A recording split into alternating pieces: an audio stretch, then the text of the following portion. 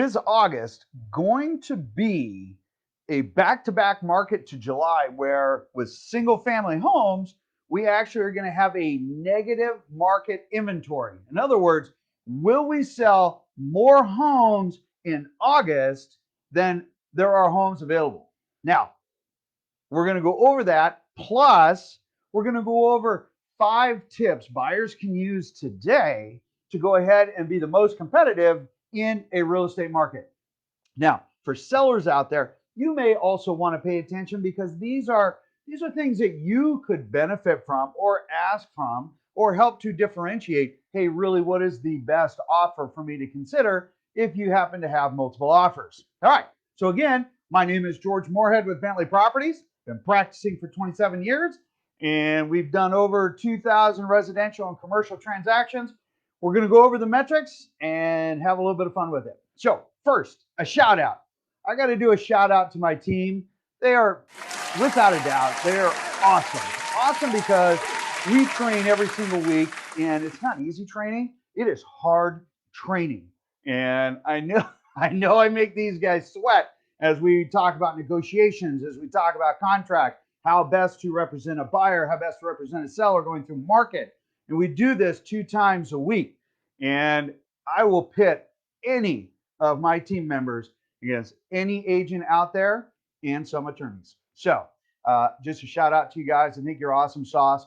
Thank you for making us all successful as a group. And of course, our driving force to help Seattle Children's Hospital, who we've been in contact with, to get ready to do our next donation, which is awesome sauce. All right. So with that, hey, what does the market say? So we're mid-August.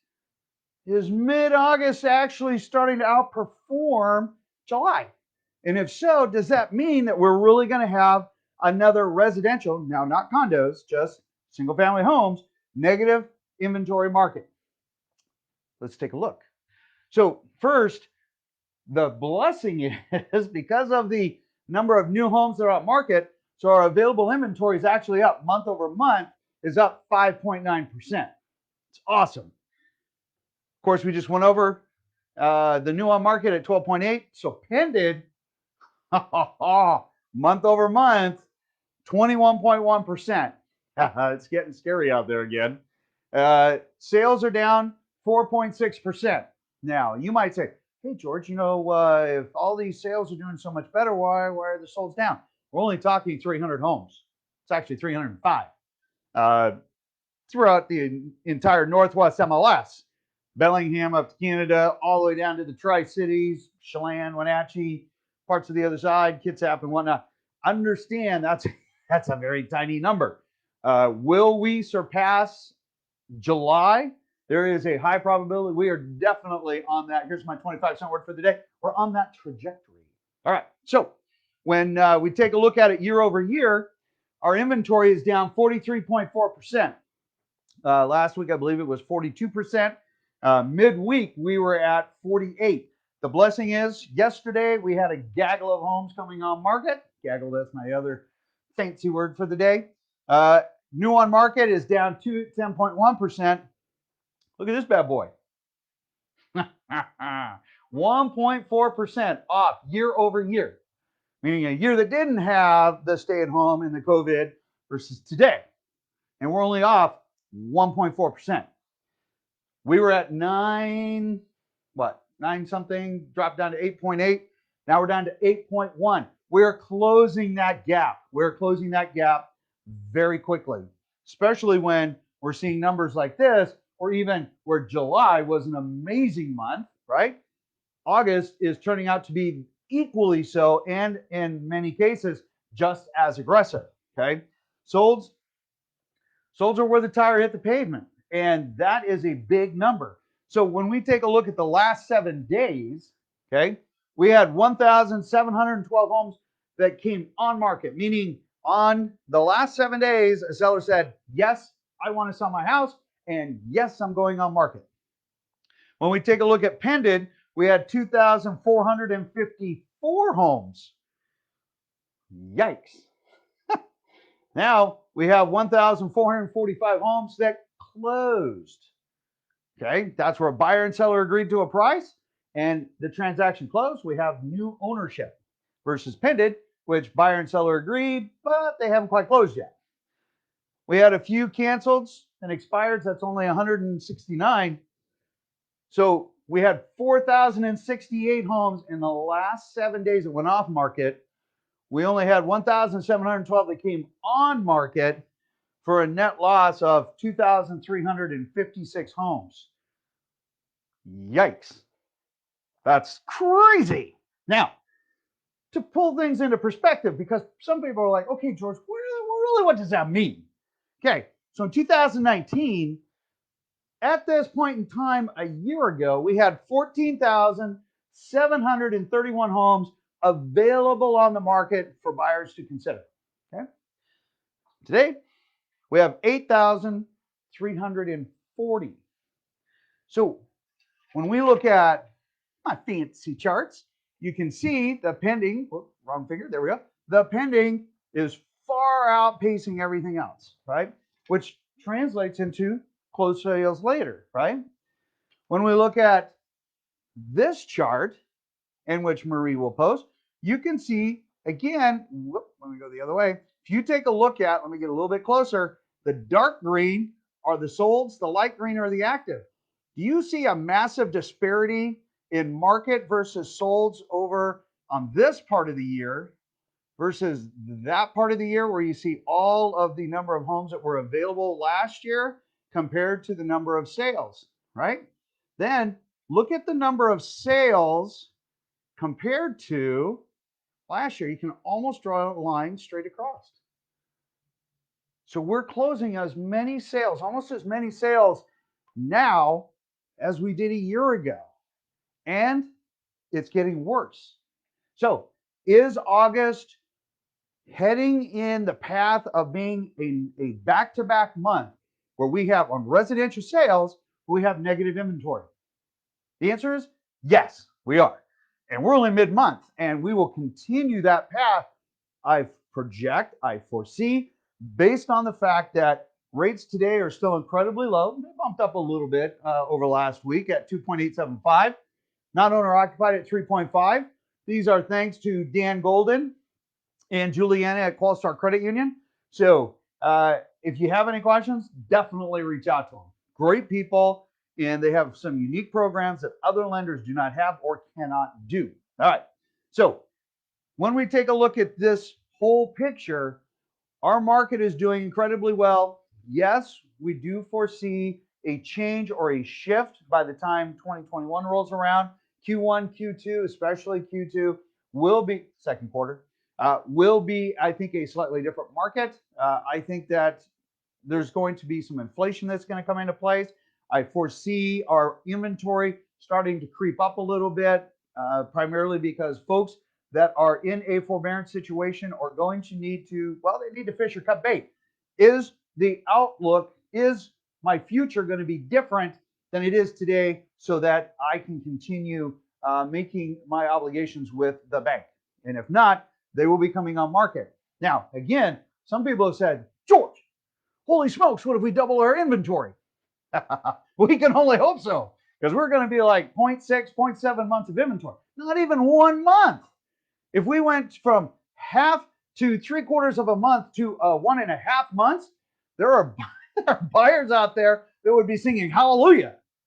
And I don't think that's a bad thing, again, because we have the ability to absorb it, okay? The market has more demand and can absorb that, which also protects the seller's equity. So with that, let's move on to the second part. Second part is, in a market with competitive offers, how do we come in and compete with other buyers and put ourselves, how do we differentiate ourselves with other buyers? Let's go over that. The magic whiteboard. Mo on my team, he loves when I call it the magic whiteboard. It is my magic whiteboard. What the pen giveth, the pen taketh away, is how you erase. All right, so 5 tips. First, the first thing you should also be doing is to increase the number of homes that you have available to consider for you and your family. So start looking at off-market homes. This is a great opportunity for you to, again, enhance the number of homes available to you with less competition. Perfect. Second one, this is a tactic. Look at homes that are below your price point. Don't be always capping out at your price point. Look at homes below your price point that are still a good fit, that might be a little bit farther out, might be a little bit smaller. You might need to do paint, carpet, and vinyl, whatever it might be. But look at something a little bit below your price point so you have room to play with. And second, that it'll allow you to be able to include a low appraisal addendum or contingency. You might say, what the heck does that mean? Well, let's say that, like yesterday, we had a client and they made an offer, and holy smokes, the home escalated well above list price. But our client, as smart as they were, with great advice, they went they went ahead because they had some additional cash to work with, and because we actually had been looking at homes in a lower price point, they were able to say, "Hey, Mr. Seller, I understand that everybody's pushing price here. And here's the really cool factor. If the appraisal that the bank does comes in lower than our agreed purchase price, I will make up the difference of this much money." Okay? Whether it's all of it or part of it. And what does that do? That gives the seller more confidence in your offer, because they know that you are not only financially capable, but you have additional assets to ensure that the commitment that you gave them, you can support. That's a winner, winner, chicken dinner. Anyway, do a pre-inspection on a home. This could be a simplified inspection. It could be a full inspection. It's up to you, but you can go into it, one, knowing exactly what you need to do, and then you do not have to have that as a contingency. So that, again, can put you a leg up on many other buyers. Look at doing an 11-day close. 11-day close, which shockingly enough, Dan Golden and Juliana both do. You can come in like a cash buyer. It's just subject to an appraisal and satisfactory title. If you've done your pre-inspection, what's left? That makes you rock solid in the eyes of a seller. And again, will put you above other folks. Again, yesterday, good job, Melissa. They did the same thing, came in as a cash buyer with the 11-day close with Dan, and ding, they won. And at a better price than they ever expected, which was awesome sauce. All right, the next one, give the seller what they want. In other words, make sure that you're asking your agent to say, what does the seller want? What does the seller need out of this transaction? What really just says, hey, this is a better offer because it meets my needs. One of them is doing a lease back, and maybe even a lease back at no cost. That could be, hey, you know what? We're going to close on this house, especially if we're going to do an 11-day close. We're going to close in 11 days, and I'm going to let you rent back the property for the next 30 days, but there's no cost, because now you're going to have your money in 11 days, and then you're going to have time to go look for your next home, or you're going to be able to move out. And that's called convenience dollars, because then the seller looks at it and says, oh my gosh, now I don't have to worry about a simultaneous close. Oh my gosh, now I know exactly how much money I'm going to have to reinvest in my next home. Oh my gosh, I don't have to stress about this, but yet I have the assurance that my home is going to be closed. Stress off of me. I can make my next move nice, smooth. Or if they have the ability, they'll even move out earlier, but they will appreciate the fact that you're giving them that latitude. Looking at a price guarantee. The price guarantee goes back to a low appraisal contingency. Those types of things will give the seller more confidence in your offer. Looking at releasing earnest money. If you have an 11-day close, or if your financing is all the way through underwriting, you are rock solid all the way through underwriting, subject to an appraisal and clear title. Maybe you've done your pre-inspection. Okay, well, what's left to close? You can say, you know what, seller, I am so confident that I can close my transaction. I'm willing to make my earnest money non-refundable today.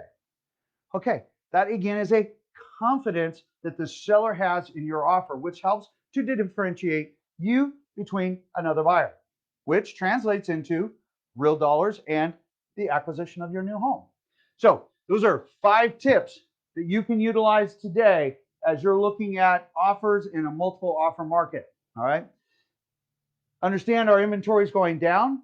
If you guys have any questions, ask us. We love questions. And we get back to you within 30, 45 minutes.